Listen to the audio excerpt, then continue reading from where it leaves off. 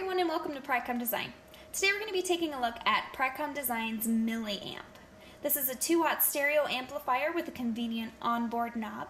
It's a great size that's only 1 inch by 2 inches, making it convenient for some of the most compact projects. You're going to use this board for powering your non-powered speakers. So we can apply power to them and we can also control the volume level with that onboard knob. Let's take a look at how to set it up. Here I have an example of a Milli-Amp connected to a Dream Player LITE. Now at first glance this might look complicated because we've got all these extra wires hanging around, but it's actually fairly simple. For starters, we have our power, which is being supplied to the Dream Player LITE via this power input terminal strip. We then have the power patched over to our Milli-Amp using these wires to connect the 2 power input terminal strips.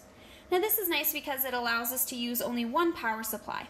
So rather than having a power supply for the Dream Player LITE and a separate power supply for the Milli-Amp, we're actually running it all off of the one power supply. Next we have our audio, which is going to be patched through this cable from the Dream Player LITE to the Milli-Amp. Lastly, we have our non-powered speakers. Show these guys over here. So these we've got wired up to the terminal strips on the top of our Milli-Amp, and this is going to give us the option to control the volume of the non-powered speakers, and we're also applying power to the speakers so they can play. I also have an external trigger hooked up, so I've got my little button here. This is just for fun. You can also use the onboard button.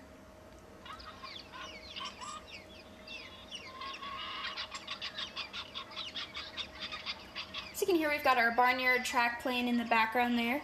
We can go ahead and adjust the volume, turn it up, really hear those birds.